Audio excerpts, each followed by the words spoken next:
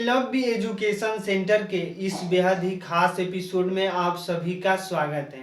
तो आज के इस एपिसोड में हम जानकारी प्राप्त करेंगे आचार संहिता की। अर्थात इस एपिसोड में हम चर्चाएं करेंगे आचार संहिता से जुड़े तमाम तथ्यों की। अर्थात आचार संहिता क्या होता है, इन पर हम बातें करेंगे। और इसके साथ ही हम बातें करेंगे कि चुनाव आयोग को आचार संहिता के अंतर्गत में कौन कौन से शक्तियों को दिया जाता है, इन पर हम बातें करेंगे। और इसके साथ ही हम बातें करेंगे कि आचार संहिता के अंतर्गत में क्या क्या दिशा निर्देश जारी किए जाते हैं। तो चलिए इस एपिसोड की हम शुरुआत करते हैं। सबसे पहले बता दें कि वर्ष 2024 के संसदीय चुनाव की घोषणा के साथ देश भर में आदर्श आचार संहिता लागू हो गई है।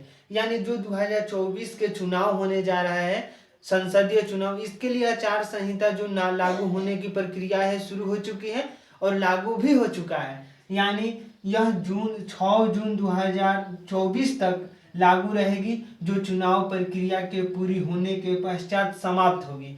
यानी जो यह 6 जून तक लागू रहेंगी, यानी जो यह 2024 में जो संसदीय चुनाव के लिए जो आचार संहिता लागू किए गए हैं, यह 6 जून तक लागू रहेगा। तो इसके साथ ही आइए हम समझते हैं कि आदर्श आचार संहिता क्या है। यानी यही हमारी मूल बिंदु है। यानी इस वीडियो का मूल बिंदु जो है यही है कि आचार संहिता क्या है, इन पर हम बातें करेंगे। तो चलिए इस तथ्य को हम समझते हैं कि आखिर आचार संहिता होता क्या है। यानी यह चुनाव से पूर्व राजनीतिक दलों उम्मीदवारों को विनियमित करने हेतु ECI यानी इलेक्शन कमीशन ऑफ इंडिया द्वारा जारी दिशा निर्देशों का एक समूह है। यानी यह आदर्श आचार संहिता जो है इलेक्शन कमीशन द्वारा जारी किया गया एक दिशा निर्देश है।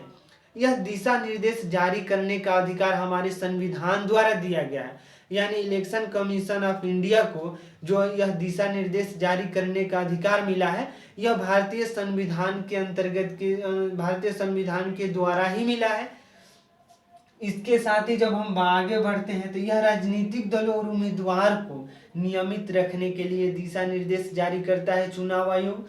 इसके साथ ही यह चुनाव आयोग को संविधान के अनुच्छेद 324 के तहत प्रदत्त जनादेश को ध्यान में रखते हुए सहायता करता है, जो उसे संसद और राज्य विधानमंडलों के लिए स्वतंत्र और निष्पक्ष चुनाव की निगरानी एवं संचालन करने हेतु शक्ति प्रदान करता है। यानी भारतीय संविधान का अनुच्छेद 324 है, 324 के तहत इलेक्शन कमीशन ऑफ इंडिया को एक अधिकार दिया गया है कि जो अच्छे निष्पक्ष चुनाव करा सके। तो निष्पक्ष चुनाव तभी हो सकता है जब उससे दिशा निर्देश कुछ शक्तियां प्रदान किया जाए। तो यही भारतीय संविधान के अंतर्गत में यानी 324 के अंतर्गत में कुछ शक्तियां दिया गया है कि वह दिशा निर्देश जारी करता है। यानी वह दिशा निर्देश जारी करने के साथ ही यह चुनावों को सुव्यवस्थित करने का जो जिम्मेदारी है वह अच्छे तरह से निभा पाए। इस तरह से इसीलिए इलेक्शन कमीशन ऑफ इंडिया दिशा निर्देश जारी करता है, जिसको हम आदर्श आचार संहिता कहते हैं। इसके बाद जब हम आगे बढ़ते हैं तो यह चुनाव कार्यक्रम की घोषणा की तारीख से नतीजे आने की घोषणा की तारीख तक लागू रहता है।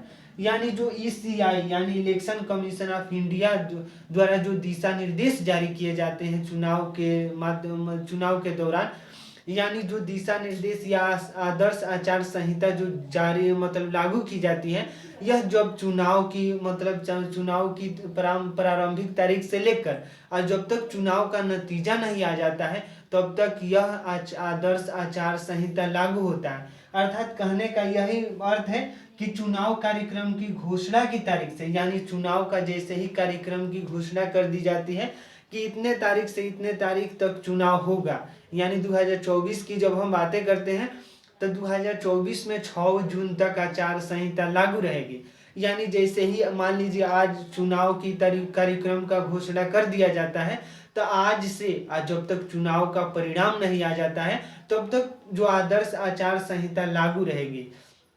यानी इसके बीच में किसी भी उम्मीदवार को जो अधिकार दिया जाता है वो तमाम अधिकारों को इलेक्शन कमीशन ऑफ इंडिया ले लेता है।